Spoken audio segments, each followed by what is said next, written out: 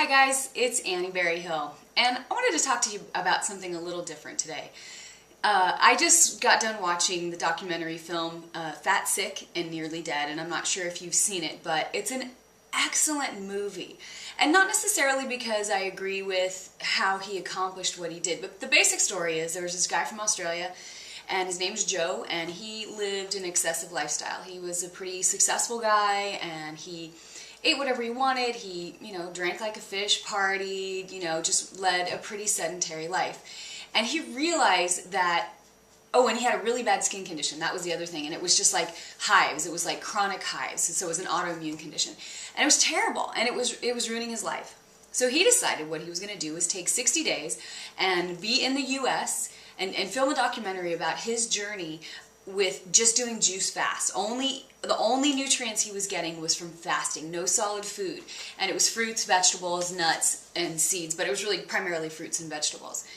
And I just thought it was really interesting, and this is the part that I wanted to talk to you about today. On his journey, he would interview different people, and he would stop and talk to people who clearly were overweight and clearly looked unhealthy, and 300, 400 pound people. I don't think we're really supposed to be that large unless maybe you're about 8 feet tall, which really doesn't happen. Of course, that's just my opinion, but what struck me as so interesting was how many people looked at him and looked at his before pictures even 30 days later to see what the changes that he had made, and they were very excited about the progress they had made, but they always came up with an excuse about why they couldn't do that. Oh, I couldn't do that. That'd be too hard. Oh, I couldn't give up my meat. Oh, I couldn't give up my coffee. Oh, blah, blah, blah. Oh, if they had ever tried it, they got through a couple days and they had a really bad headache, and so they had to stop.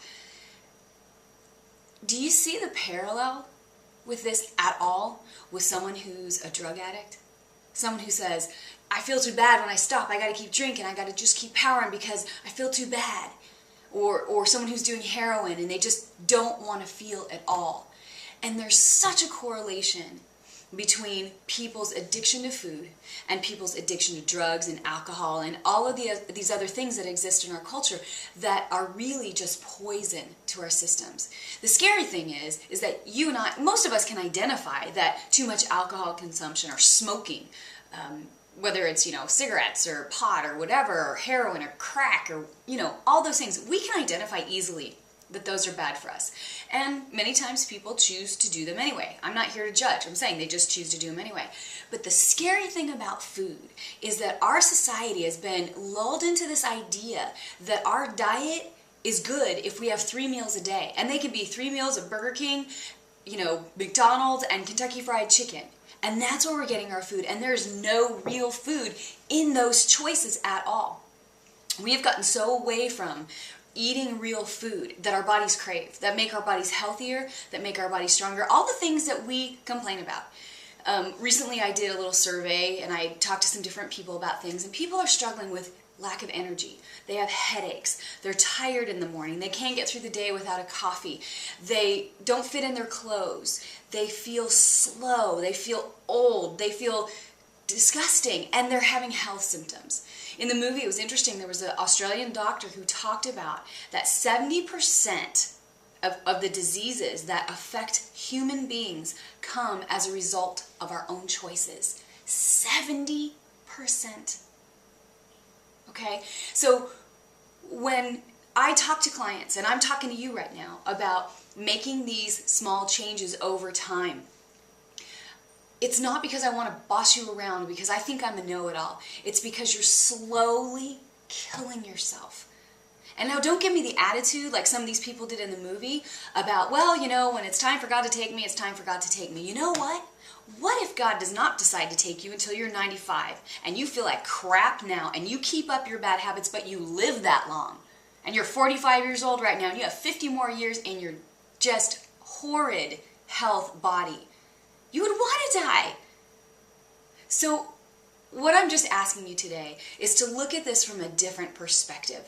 Think about your relationship to food. Think about, am I using food to push away a hurt or something I don't want to deal with? Boredom is huge.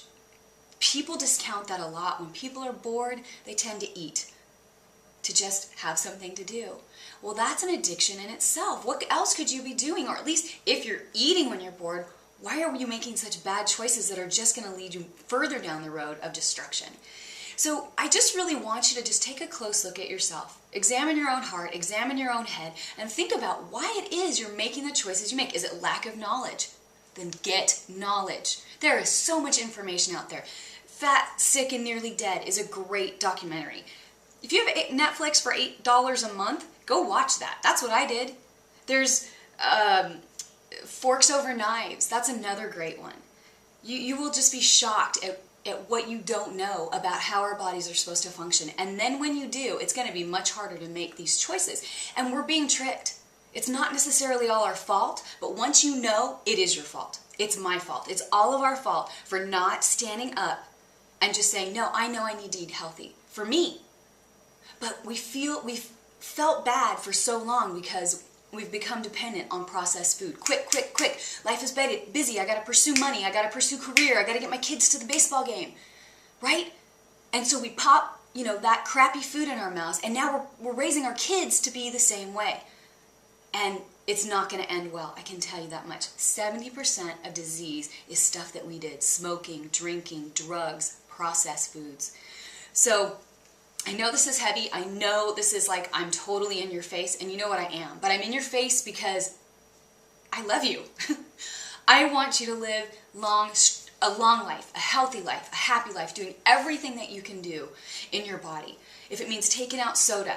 I had someone contact me and say, I've given up soda. And you know what? That is huge. The chemicals, the sugar, oh my gosh, that is huge. And the more you take it out, the less you crave it. You're winning the battle over this food that wants to just hold you by the neck and kill you. So, sorry if I scared you. Sorry if I freaked you out. But I want to freak you out because somebody's got to take you by the shoulders and shake you and say, listen, you're being fooled. This is not the way we were supposed to live. This is not the way we're supposed to live at all.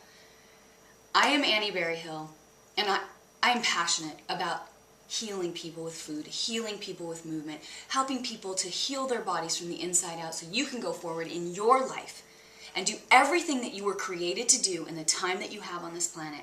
Whether you believe in God or you believe in Smurfs, I don't care. But you got a certain amount of time, and in order to be the best you can be, you got to take care of yourself. I'm Annie Berryhill, and I am wishing you the best. Now, if you have questions, if you're really confused about what you need to do, I can help you. And I'm serious. I will help you. I will help you, and I will help you. But know this, I'm only going to help you as much as you're willing to work. So if you want to run, I'm going to run with you. If you want to walk, I'm not going to run, I'm going to walk. And if you want to sit on the couch, nothing I can do. All right? Again, Annie Berryhill, thank you so much for taking the time to watch this video, and I hope to hear from you soon. God bless.